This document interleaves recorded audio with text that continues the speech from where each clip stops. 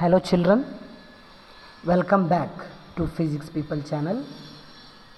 So today we are going to learn the numericals on projectile motion. ಇವತ್ತಿನ ತರಗತಿಯಲ್ಲಿ ನಾವು projectile motion ಮೇಲೆ ಇರತಕ್ಕಂತಹ ನ್ಯೂಮೆರಿಕಲ್ಸನ್ನು ಬಿಡಿಸೋಣ. ಹಾಗಾದರೆ ಬನ್ನಿ ವಿದ್ಯಾರ್ಥಿಗಳು ಕ್ಯಾಲ್ಕುಲೇಷನ್ ಮಾಡೋಣ. So coming to next question, 25th question. 25th question. Question को एक बार पढ़ो, वीडियो को पॉज करो, क्वेश्चन को पढ़ो. क्वेश्चन को पढ़ो भाई. क्या है क्वेश्चन में? क्वेश्चन ಅಲ್ಲಿ ಏನು ಕೊಟ್ಟಿದ್ದಾರೆ ಹೇಳಿ. Yes, very good.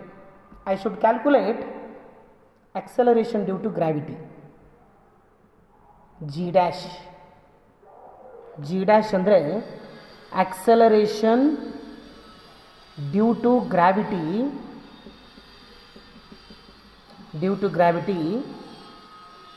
on planet ಮೇಲೆ ಇರತಕ್ಕಂಥ acceleration due to gravityಯನ್ನು ಕ್ಯಾಲ್ಕುಲೇಷನ್ ಮಾಡಬೇಕಂತೆ. ಹಾಗಾದರೆ ಕ್ಯಾಲ್ಕುಲೇಷನ್ ಮಾಡೋಣ ಬನ್ನಿ. ಕ್ವಶನನ್ನು ಕರೆಕ್ಟಾಗಿ ಓದಿದ್ರಾ ನೀವು?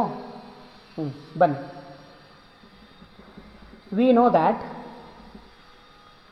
projectile motion बोले तो equation of trajectory x tan theta minus g into x square upon 2u square cos square theta. ಇದು ನಮಗೆ ಗೊತ್ತಿದೆ, ಹೌದಾ? ಹಾಗಾದರೆ ಇಲ್ಲಿ ನೋಡಿ, here theta is angle of projection, u velocity with which projectile is projected. Okay, in question what they have mentioned, equal trajectories and same angle of projection ಅಂತ ಹೇಳಿದ್ದಾರೆ question ಅಲ್ಲಿ. Equal trajectories and same angles of projection ಅಂತ ಹೇಳಿದ್ದಾರೆ, ಹೌದಾ? ಹಾಗಾದರೆ trajectory constant ಇದೆ. ಹಾಗಾದರೆ ನಾನು ಏನಂತ ಬರಿಬೋದು? ಟ್ರಜೆಕ್ಟರಿ ಕಾನ್ಸ್ಟಂಟ್ ಸೇಮ್ ಇದೆ, ಅರ್ತ್ ಮೇಲೆ ಮತ್ತು ಪ್ಲಾನೆಟ್ ಮೇಲೆ ಸೇಮ್ ಇದೆ, ಹೌದಾ?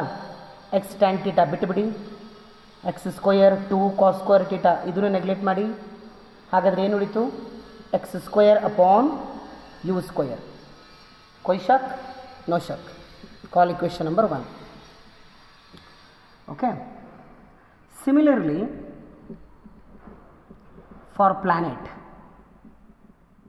ಇದು ಅರ್ತ್ಗೆ ಆಯಿತು. Equation 1 meant for earth. For planet मैं क्या लिख सकता हूँ? constant is equal to here I should take g not x square. g ಅನ್ನು ಕ್ಯಾಲ್ಕುಲೇಷನ್ ಮಾಡಬೇಕಲ್ಲ, g upon u square, not x square ಬೇಡ, g upon u square. ಹಾಗಾದರೆ g dash upon u square. g dash बोले तो acceleration due to gravity on the planet. ಇದು earth ಮೇಲೆ velocity, ಇದು planet ಮೇಲೆ ಇರ್ತಕ್ಕಂಥ ವೆಲಾಸಿಟಿ. Equation number 2. ಇಕ್ವೇಷನ್ 1 ಮತ್ತು ಇಕ್ವೇಷನ್ 2 ಅನ್ನು ಕಂಪೇರ್ ಮಾಡಿಬಿಡಿ. We will get the answer. g dash up square. So substitute the values. g almost 10, ue ಕ್ವಶನಲ್ಲಿ ಕೊಟ್ಟಿದ್ದಾರೆ ಎಷ್ಟು? 5 square. g dash I should calculate. U P ಕೊಟ್ಟಿದ್ದಾರೆ ಎಷ್ಟಿದೆ ಮಕ್ಕಳೇ? 3 ಸ್ಕ್ವಯರ್ ಇದೆ. ಹಾಗಾದರೆ ಏನಾಗ್ತದೆ ನೋಡಿ ಮಕ್ಕಳೇ? 10/25 g dash upon 9. ಕರೆಕ್ಟ್ ಇದೆ ಅಲ್ವಾ? ಹಾಗಾದರೆ ಏನಂತ ಬರಿಬೋದು? 90/25 g dash. ಹಾಗಾದರೆ g ಡ್ಯಾಶಿನ ನಿಖರವಾದ ಬೆಲೆ ಎಷ್ಟು? 3.5 metre per second square is the answer. ठीक है भाई. So coming to next question, 29th question. Just go through the question को एक बार पढ़ो, क्वेश्चन को एक बार ध्यान से पढ़ो. ओके, इधर देखो भाई, क्वेश्चन में क्या दिया है? एक ग्राफ दिया है, y एक्सिस x एक्सिस. ये पॉइंट ए है, ये पॉइंट बी है. पॉइंट ए ಅಲ್ಲಿ ವೆಲಾಸಿಟಿ ಕೋಆರ್ಡಿನೇಟ್ಸ್ ಎಷ್ಟಿದೆ ಮಕ್ಕಳೇ? Very good. 2i cap 3j cap ಇದೆ. ಪಾಯಿಂಟ್ ಎ ಅಲ್ಲಿ ಎಷ್ಟಿದೆ? 2i cap plus 3j cap ಇದೆ. ಹೌದಾ? ಈ ಪಾಯಿಂಟ್ ಎ ಇಂದ ಒಂದು ಪ್ರೊಜೆಕ್ಟೈಲನ್ನು ನಾನು ಎಸಿತೇನೆ. ಸೀದಾ ಎಸೆದ ತಕ್ಷಣ ಈ ರೀತಿ ಬರ್ತದೆ, ಹೌದಲ್ವಾ? ಈ ಪಾಯಿಂಟಲ್ಲಿ ಈ ವೆಲಾಸಿಟಿ ಕಾಂಪೋನೆಂಟ್ಸು ಎಷ್ಟಿರ್ತದೆ ಅಂತ ಕ್ಯಾಲ್ಕುಲೇಷನ್ ಮಾಡಬೇಕು. ಹಾಗಾದರೆ ನೋಡಿ, 2i ಕ್ಯಾಪ್ ಇದೇ ಡೈರೆಕ್ಷನಲ್ಲಿ ಇರ್ತದೆ along X axis. But at point B ಈಗ acceleration due to gravity downward ಡೈರೆಕ್ಷನಲ್ಲಿ ಆ್ಯಕ್ಟ್ ಆಗ್ತಿರ್ತದೆ. ಸೊ ಹೀಗಾಗಿ ಇದು ಏನಾಗ್ಬಿಡ್ತದೆ ಅಂದರೆ ಡೌನ್ವರ್ಡ್ ಡೈರೆಕ್ಷನ್ಗೆ ಬರ್ತದೆ. That is 3j cap. ನೋಡಿ, ಹಾಗಾದರೆ ಇದು ಅಪ್ವರ್ಡ್ ಡೈರೆಕ್ಷನ್ ಇದೆ, ಇದು ಡೌನ್ವರ್ಡ್ ಡೈರೆಕ್ಷನ್ ಇದೆ. ಹಾಗಾದರೆ I should take minus sign here, ಹೌದಲ್ವಾ?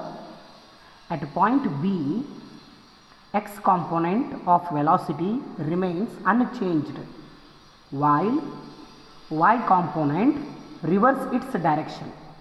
Therefore, the velocity of the projectile at point B is given by 2i cap minus 3j cap meter per second. Understood? So coming to next question, 27th question. Question को एक बार पढ़ो, video को pause करो, question को पढ़ो. Okay, according to question I am going to write r is equal to h. ठीक है भाई, according to question I am going to write r is equal to h. ಹೌದಲ್ವಾ? ರೇಂಜ್ ಫಾರ್ಮುಲಾ ಏನಿದೆ? u square sine 2θ divided by g, u square sine square theta divided by 2g. ठीक है. Next, u square sine 2θ बोले तो 2 into sine theta cos theta divided by g, u square sine square theta divided by 2g. g cancel, u square cancel, sine theta cancel. क्या बचा भाई? क्या बचा? 2 cos theta is equal to, बोलो भाई, sine theta. Yes और no? इधर 2 है, डिवाइडेड बाय 2, मल्टीप्लाई करो 4 sine theta divided by cos theta. So 4 is equal to tan theta. So theta का वैल्यू कितना होता है? tan इनवर्स ऑफ 4 होता है. ಹಾಗಾದರೆ ಥೀಟಾದ ನಿಖರವಾದ ಬೆಲೆ ಎಷ್ಟು? Yes, option B is correct. Okay, coming to next question, 28th question.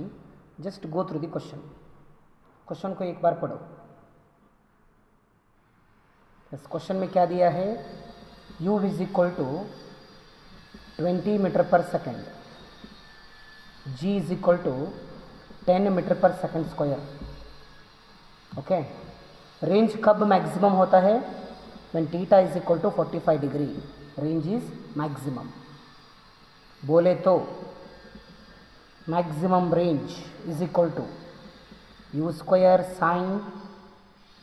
Sign कितना होता है?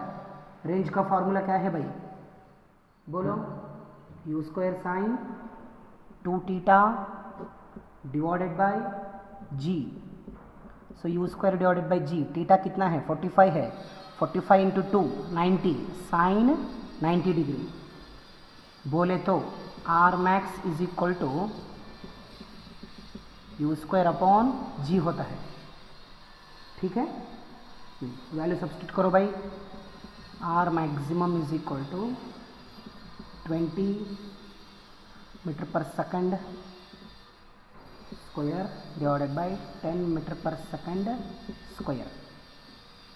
सो answer is 40 metre is the answer. 40 metre is the answer.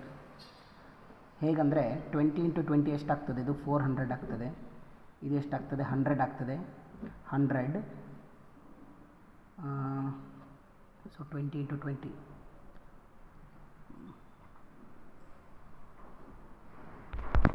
No, this is not a square. Simply g value it is. G value 10 hai. So it is 10 children. 10. 400 divided by 10. 10 ones are 10 40s are. So 40 meter is the answer. So coming to next question. 29th question. 29th question को एक बार पढ़ो. Video को pause करो, एक बार पढ़ो. Okay, ಏನು calculation ಮಾಡನಿದ್ದಾರೆ question ಅಲ್ಲಿ?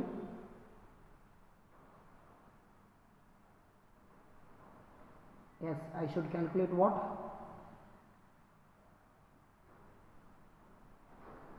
Angle of elevation.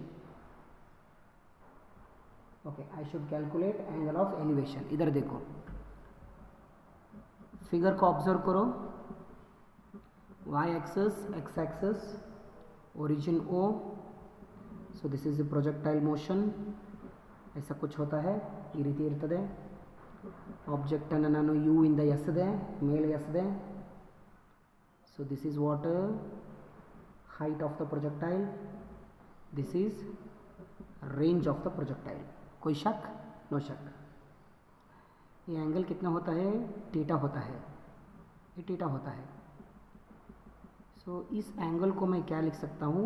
Sai लिख सकता हूँ और पाई लिख सकता हूँ. This angle pi is what?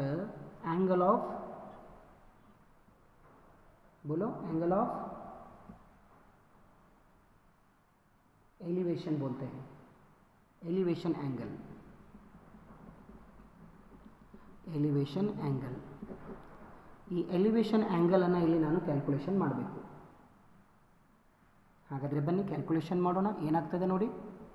According to diagram ನಾನೇನು ಬರಿಬೋದು ಅಂದರೆ, according to diagram I am able to write from figure tan psi is equal to h upon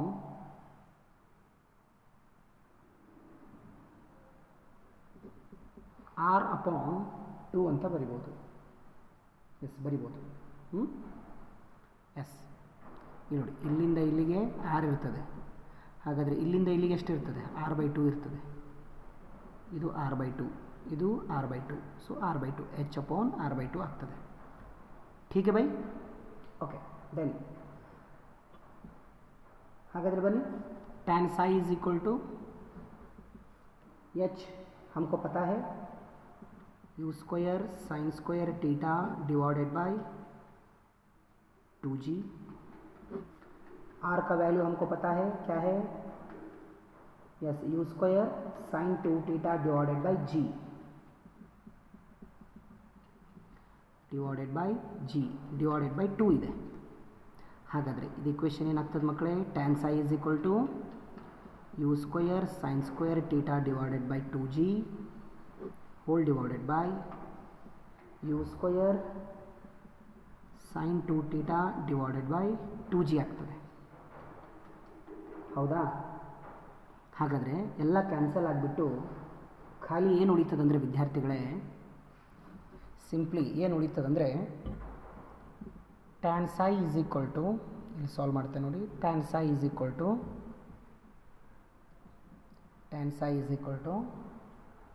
sign square theta divided by sine 2 theta. Correct ಇದೆಯಾ? Yes, correct ಇದೆ. Next solve ಮಾಡೋಣ ಇದನ್ನು. Wait. Next tan psi is equal to sin square theta sin 2 theta 2 sin theta cos theta. Okay, इसको मैं क्या लिख सकता हूँ भाई? 1/2 tan theta लिख सकता हूँ. sin कैंसिल होगा, sin अपॉन cos tan होगा. Here theta is equal to 45 degree. ಹೌದಲ್ವಾ? Theta is equal to 45 degree ಕ್ವಶನಲ್ಲಿ ಕೊಟ್ಟಿದ್ದಾರೆ. ಹಾಗಾದರೆ tan psi is equal to 1/2 tan 45 degree. ಹೌದಾ? ಕರೆಕ್ಟ್ ಇದೆ ಅಲ್ವಾ? tan 45 ಏನಾಗ್ತದೆ? 1 ಆಗ್ತದೆ. tan 45 1. So tan psi is equal to 1/2. So psi is equal to tan inverse of 1/2 is the correct answer. tan 45 degree is equal to 1. कोई शक?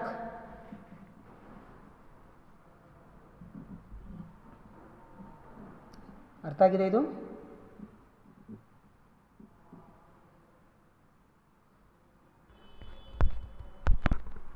So coming to next question number 37. Question number 37. Video को pause करो, question को पढ़ो. Question ಓದಿದ್ರಾ? ಹಾಗಾದರೆ ಬನ್ನಿ. We know that T is equal to 2π/ω. ಹೌದಾ? So as T A is equal to T B, ನಾನೇನಂತ ಬರಿಬೋದು? 2π/ω A 2π/ω B.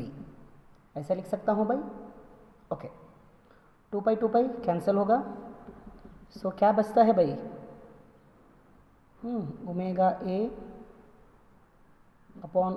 B is equal to 1/1. So ratio क्या होगा? 1:1. ठीक है? Okay. So coming to next question 38th question. Question को एक बार पढ़ो. ನೀಟ್ ಎಕ್ಸಾಮ್ में पूछा है क्वेश्चन को. ನೀಟ್ ಎಕ್ಸಾಮಲ್ಲಿ ಕೇಳಿರ್ತಕ್ಕಂಥ ಕ್ವೆಶ್ಚನ್ ಮಕ್ಕಳೇ ಇದು, ಓದಿ.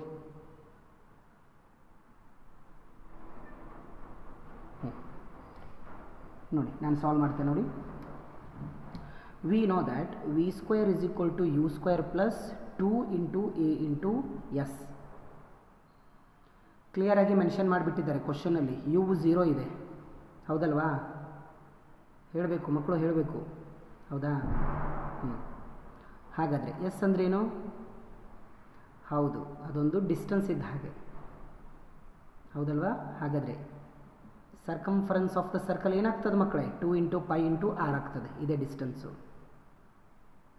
ಹೌದಾ? ಹಾಗಾದರೆ nth ಆರ್ಬಿಟಿಗೆ ಏನಾಗ್ತದೆ? nth ಆರ್ಬಿಟ್ಗೆ for nth orbit n × 2 × π × r ಬರಿಬೋದಾ ಮಕ್ಕಳೇ?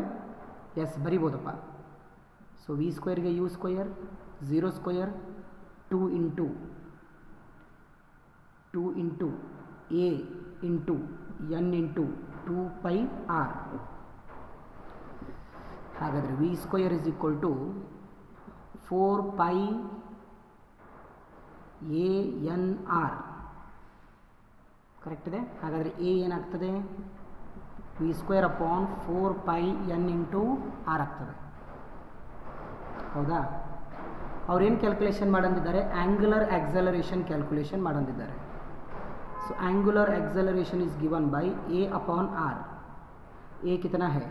ವಿ ಸ್ಕ್ವೇರ್ है. ಅಂದರೆ ಇನಿಷಿಯಲ್ ವೆಲಾಸಿಟಿ v0 ಅಂತ ತೊಗೊಂಡಿದ್ದಾರೆ ಅವರು. ತೊಗೊಳ್ಳಿ, ಏನು ತಪ್ಪಿಲ್ಲ. v0 ಅಂತ ಕನ್ಸಿಡರ್ ಮಾಡಿದ್ದಾರೆ, ನಾವು v0 ಅಂತ ತೊಗೊಳ್ಳೋಣ. So v is equal to v0. v is equal to v0. So v0 square divided by, okay, v0 square divided by 4πN × r divided by r. इसको सॉल्व करो, कितना मिलता है? Alpha is equal to v0 square divided by 4πN r square radian per second square. This is the answer.